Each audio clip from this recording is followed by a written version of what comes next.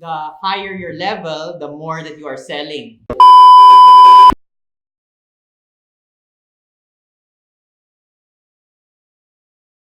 Alright, today we're going to be talking about Lazada Analytics, and my store, Hardware Sugar, sells computer parts, and we've been on Lazada for around a year.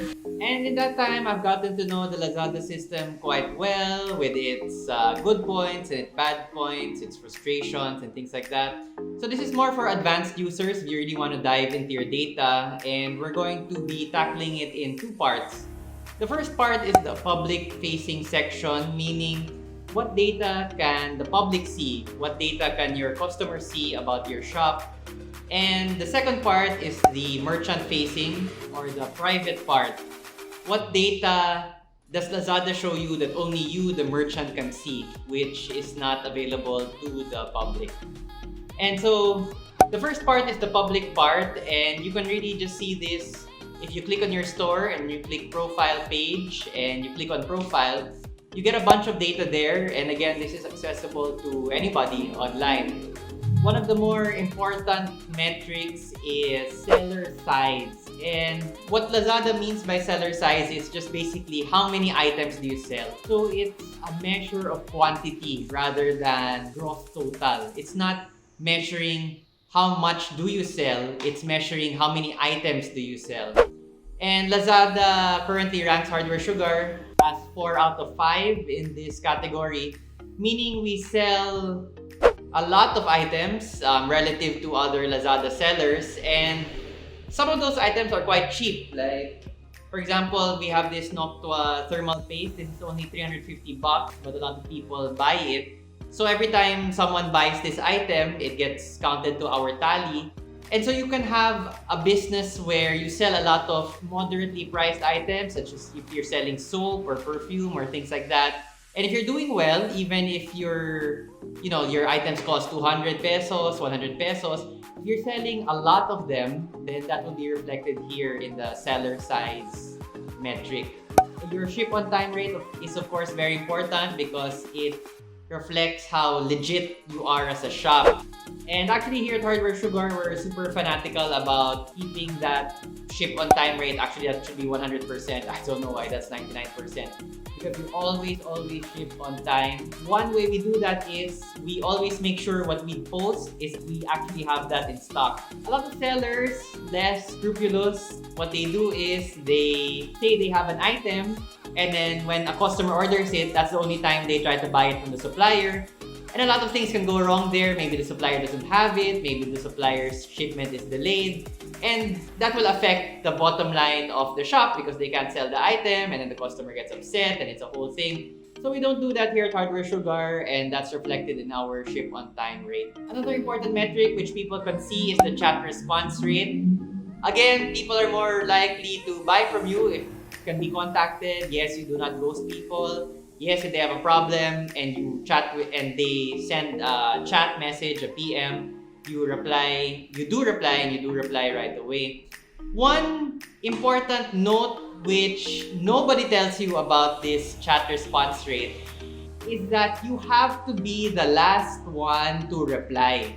You know, in a natural conversation, sometimes the conversation ends, all of the questions are answered, but the seller, the merchant, is not the last one to reply. In a natural conversation, that means the conversation ended, but Lazada does not have a smart AI or does not have smart algorithms. Basically, it only counts it as 100% completed if you're the last one to reply.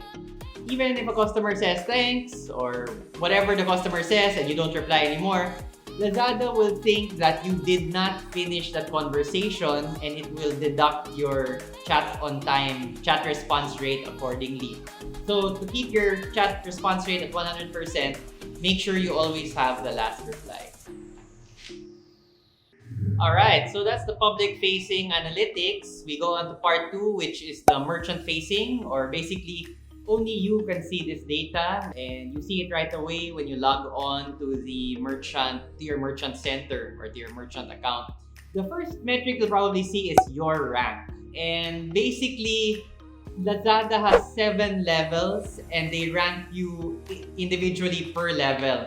Unlike seller size in the previous section, in the public facing section, your rank is different from seller size, which we saw in the public facing section. Seller size again measures how many items you sell. Your rank measures the value of those items. So you could be in a business where you sell 2,000 items, but they're only 200 pesos each. So you make, you make a profit of, let's say, 1,000 pesos. I don't know, just as an example. Or you could be in this kind of business where you only sell 100 items, but they're worth 100,000 pesos each, and your income is something like, I don't know, some ridiculous amount like 500,000 or things like that. This is where you'll see that your rank refers to the gross amount of sales that your shop has generated. And the higher your rank means you've sold a higher gross than other sellers. So Hardware Sugar is currently at rank 5, and within those individual ranks, there are levels. It gets a bit complicated. There are 7 levels. Level 1 is the lowest, level 7 is the highest, but in the ranking, in the levels themselves, there are individual rankings. That's the higher number that you see beside the graph. And the lower your rank, the better. So rank 50 on level 7 is better than rank 100 on level 7. But you can't compare ranks between different levels. So you can't say that level 6, rank 20 level 6 is the same as rank 20 level 5. Obviously, because the higher your level, the more that you are selling. So somebody, even the lowest rank in level 6 is better off than the highest rank in level 5. It's good because it gives you a sense of how you are doing compared to your competitors. I don't know if Lazada aggregates it per category. So is Lazada just comparing Hardware Sugar to all of the other PC sellers? Or is Lazada comparing us to all of the merchants, all of the Philippine merchants on the system? I don't know. But it's a good proxy to see how your shop is doing compared to other shops. And I've noticed that it's the level and rank system that Lazada looks at the most. Because when we first got to level 5, Hardware Sugar got to level 5, we suddenly got a VKAM, which is basically a personal assistant, or it's a personal direct line to Lazada. Before, when we were still on level 4 and below, when we needed something from Lazada, we would have to go through customer support like everybody does, either through the phone or the way I like to do it because it's faster through chat. But when we got to level 5, suddenly Lazada emailed us and they're like, oh, by the way, you're eligible now for a VKAM. Our VKAM, Shaira, has been quite useful. Whenever I have a problem with Lazada, I email her directly. She is also very on the ball. She always, talagang kinukulit niya kami pag may mga sales because she wants to push Hardware Sugar to list our items for the sales, the 12/12 sale, 11/11 sale, all of those kind of sales. So that's the benefit of having a VKAM. You do have a personal direct line to Lazada, and in turn, she informs you about any promos or things like that. And she's also very fanatical about making sure all of your metrics are in the green, which we'll talk about now. You have your revenue. I've blocked out the Hardware Sugar revenue from Lazada. But for level 5, this is our revenue for gross revenue for Hardware Sugar is in 6 figures. Just to give you an idea of what you need to get to level 5. And to be honest, it's been a real struggle. I'm kind of competitive. I want to get the best rank and level up to level 6. But we've been stuck at level 5 for a little while now. And we make gains, like I get up to rank 800, 700, and then suddenly there's a sale, and Hardware Sugar doesn't go on a lot of sales, but apparently a lot of other people do because our rank really drops. We're still in level 5, but our rank drops after the big sales because a lot of the other sellers have sold a lot, and that increases their gross amount of sales, whereas ours were not as good on the sale because, again, we don't put a lot of our stuff on sale.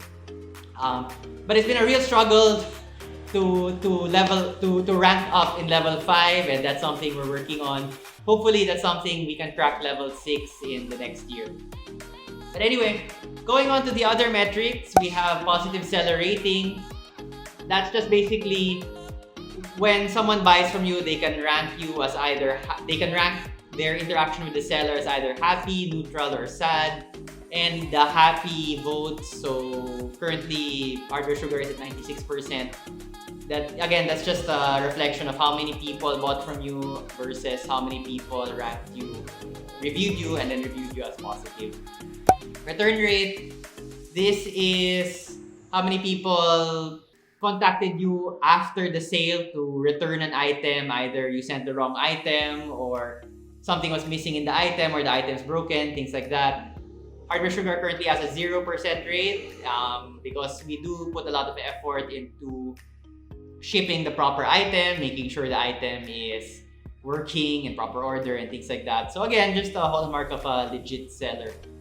Ship on time rate, again, is another metric which reveals how legitimate you are, and I've touched on it previously in the public-facing analytics. Cancellation rate, again, something we're super fanatical about is we never cancel. If you've seen our video, we had this one item where a customer ordered a case and we had a different variant of the case. It was not the exact item that the customer ordered. We did not cancel, but we leveled up the item that we sent. So he got the item that he wanted plus additional items. All so that we would not cancel, because I want Hardware Sugar to be 100% on board. If we say we have the item, we have it. And if we say we are going to ship that item, we're going to ship that item or better.